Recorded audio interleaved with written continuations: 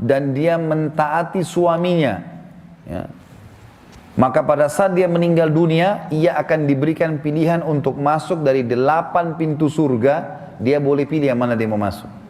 Bismillahirrahmanirrahim. Sekarang saya ringkaskan kena jam 10. Kewajiban istri sekarang yang merupakan hak suami. Kita balik sekarang, ya. Ibu-ibu harus faham, Allah telah menggantungkan kewajiban yang pertama ketaatan dan mencari ridho suami. Itu poin penting, karena setelah menikah, maka ketaatan yang tadinya kepada ayah pindah kepada suami. Hadis-hadis ini perlu bapak ibu terutama renungi, ya. Dan bapak-bapak juga sampaikan kepada anak perempuannya, kepada saudarinya, perlu dibahasakan. Yang pertama hadis riwayat Muslim, kata Nabi SAW, bila wanita, istri manapun menjaga 5 waktu sholatnya. Ibu-ibu renungi baik-baik, tanpa disebutkan sholat sunnah. Ibu kalau sholat sunnah berarti ekstra. 5 waktu sholat saja, wajib. Berpuasa Ramadan, tidak disebutkan puasa Senin Kamisnya, puasa itu tambahan. Kalau dia lakukan itu luar biasa. Puasa Ramadan dan dia mentaati suaminya, ya. Maka pada saat dia meninggal dunia, ia akan diberikan pilihan untuk masuk dari 8 pintu surga. Dia boleh pilih yang mana dia mau masuk. Ibu-ibu perlu tahu, ya, 8 pintu surga itu, pintu ke-8 itu pintu tertinggi. Ada derajat ke-100 namanya surga Firdaus. Bapak-bapak, kami ini kalau mau masuk ke sana harus 4 golongan. Nabi-nabi pertama. Dan saya sama bapak-bapak sini sudah tidak ada peluang untuk ini. Karena Nabi Muhammad SAW Nabi terakhir. Yang kedua harus Siddiq. Siddiq ini tidak pernah bohong seumur hidup, ya. Di antara sahabat yang dapat julukan Siddiq, Abu Bakar. Tidak semua sahabat. Ini juga kecil peluangnya. Yang ketiga adalah syuhada. Syuhada harus perang, mungkin dilukai sama musuh, mati syahid. Ini juga butuh perjuangan besar. Yang keempat masih ada peluang, jadi orang soleh. Azan ke masjid, sholat, taat, nah ini masih bisa ada peluang. Ibu-ibu jaga 5 waktu sholat, puasa Ramadan, layani baik-baik tuh suami, mati bisa pilih. Yang ke-8 ya Allah surga Firdaus, bayangin. Makanya syaitan suka membuat ibu-ibu bangkang sama suaminya. Karena dengan dia saja sudah masuk ke surga, gitu kan?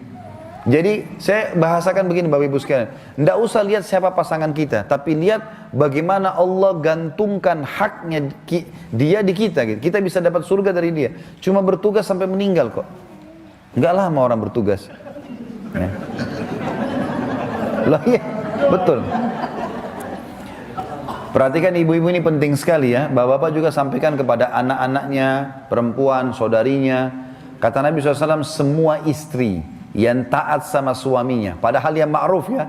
Ma'ruf ini maksudnya adalah bukan pelanggaran agama. Semua istri yang taat sama suaminya, maka seluruh burung-burung yang berterbangan di langit, seluruh makhluk yang ada di air, bahkan para malaikat di langit, juga matahari dan bulan memohon ampun untuknya. Taat sama suami nih, buatin saya teh, ya. Buatin saya kopi, ya. Temani saya duduk, ya. Itu saja bu, nggak ada susahnya. Enggak, duduk aja sendiri, saya nggak mau. Kenapa nggak mau ini? Ayo duduk temani saya sini, sudahlah. Ya. Harusnya dilayani.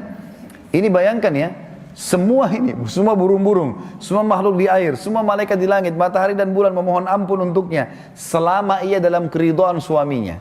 Tahu ridho itu apa, Bu? Ibu harus tahu ridho. Ridho itu gini, kalau ada orang minta-minta, misalnya orang miskin minta, dia minta duit, tolong bantu saya bu, tolong bantu saya pak, 100.000, saya butuh duit 100.000 rupiah. Terus kita kasih dia, ini saya kasih 50.000 deh, itu belum kita ridhohkan dia. Kita kasih 100.000 pun belum kita ridhohkan. Kita sudah memberi dia menyelesaikan tugasnya, menyelesaikan bebannya. Tapi ridho itu gini, dia minta 100.000, kita kasih 1 juta. Berarti kita buat dia ridho di situ. Karena di atas kebutuhan dia, kan itu. Itu yang dimaksud dengan ridho. Kata Nabi SAW, selama dia masih dalam keridhaan suaminya. Suaminya biasanya kalau ibu sangat luar biasa baik, maka mungkin dengan masakan yang dimasak, dia tidak akan makan di luar. Mungkin dia makan pun sedikit, dia luangkan waktu untuk makan di rumah. Dia selalu ingin cepat pulang, karena selalu dengan senyuman, dengan tatapan mata yang baik, dengan sambutan yang baik. Itu semua yang ada. Kata Nabi SAW, wanita ahli surga, wanita yang kalau kau lihat kepadanya kau akan senang. Kalau kau perintahkan maka dia akan menjalankan. Ini maksudnya. Dan tidak ada seorang istri pun, sebaliknya kata Nabi SAW, yang durhaka pada suaminya, maka ia akan dilaknat. Laknat itu diangkat berkah hidupnya oleh para malaikat. Malaikat mohon kepada Allah agar diangkat berkah hidupnya. Dan seluruh manusia. Tidak ada seorang istri pun yang memalingkan wajahnya dari suaminya. Dengan sombong, mungkin kena harta, mungkin kena kecantikan, dia selalu buang muka dari suaminya, menganggap suaminya dianggap remeh. Tidak ada seorang istri pun memalingkan wajah dari suaminya kecuali ia dapat murka Allah, sampai ia membuat suaminya tersenyum atau tertawa dan membuatnya ridho. Setiap istri yang keluar dari rumah tanpa izin suaminya maka akan dilaknat malaikat sampai dia pulang. Jadi kalau dia taat, keutamanya besar sekali. Kalau dia melanggar, malah ancamannya juga berat.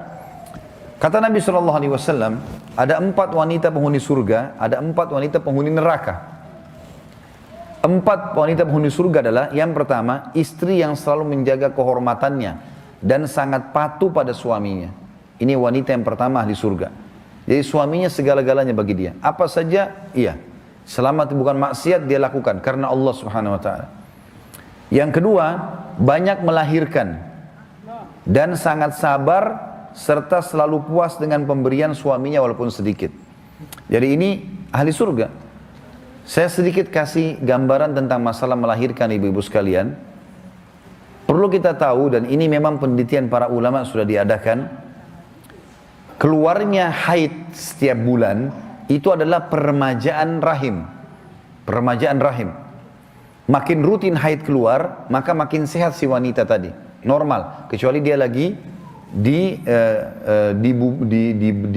dibenahi, ya, dibibiti oleh sperma suaminya. Tapi kalau tidak, maka itu lebih baik dia haid. Makanya kalau perempuan tidak haid, dia bisa jadi masalah. Karena itu peremajaan rahim. Puncak daripada peremajaan dan membuat dia awet muda, membuat dia sehat adalah nifas. Dan itu terjadi kalau melahirkan. Jadi melahirkan itu, kalau ada persepsi yang mengatakan, oh kalau banyak melahirkan nanti jadi lemah fisiknya, oh jadi tua, ini salah semuanya. Makanya kita temukan orang-orang tua kita di Indonesia pun banyak yang di kampung-kampung, ya, walaupun mereka sudah berumur, tapi Masya Allah matanya masih terang, fisik masih kuat, anaknya banyak. Karena pengaruhnya di situ. Allah nggak mungkin membuat ibu hamil dan suami tidak mungkin hamil, cuma satu pihak. Maka Allah berikan potensi di situ. Hamil itu ada hubungannya dengan pahala besar, ada hubungannya dengan kesehatan. Sama dengan ibu kasih ASI kan. Kalau kita kasih ASI sebenarnya sehat. Banyak orang menganggap, oh kalau kasih ASI itu nanti akan mengganggu payudara dan seterusnya. Itu nggak benar. Padahal itu sebenarnya peremajaan. Karena dia akan sehat dengan sendirinya. Gitu. Seperti itulah. Makanya Nabi SAW mengatakan banyak melahirkan. Dan perintah Nabi SAW, menikahlah dengan wanita yang penuh kasih sayang dan subur, karena aku akan bangga dengan jumlah umatku pada hari kiamat. Mungkin ada di antara bapak ibu bilang, kalau banyak anak susah juga ngurusnya. Betul. Ada waktu kita tersita, tapi kita akan panen pada saat mereka besar, bapak ibu sekalian. Kalau mereka sudah besar, kalau kita atur seperti itu, ya, kita didik dia dengan baik, apalagi ke agama, maka nanti mereka akan berbakti dengan kita. Yang ketiga, istri ahli surga adalah istri yang pemalu. Bila suaminya sedang tidak di rumah, maka ia menjaga kehormatannya dan harta suaminya, tidak memasukkan orang lain di rumah. Dan bila suaminya pulang, ia senantiasa menjaga lisannya agar tidak menyakitinya. Ini ahli surga. Nanti kita lihat ahli neraka sebaliknya, ya. Dia menyakiti suaminya dengan lisannya. Yang keempat, istri yang saat suaminya meninggal dunia, ini kalau anak-anaknya masih kecil, punya keutamaan sendiri. Istri yang saat suaminya meninggal dunia dan ia dikaruniai anak-anak yang masih kecil, maka ia menahan diri untuk nikah lagi. Lalu ia mendidik serta membesarkan anak-anak suaminya karena khawatir mereka terbengkalai.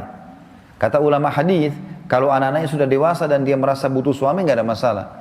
Tapi kalau dia masih anak-anak kecil dan khawatir malah dia kalau nikah dia susah untuk membagi waktu, maka keutamaannya ada jaminan surga baginya. Kalau dia tahan diri.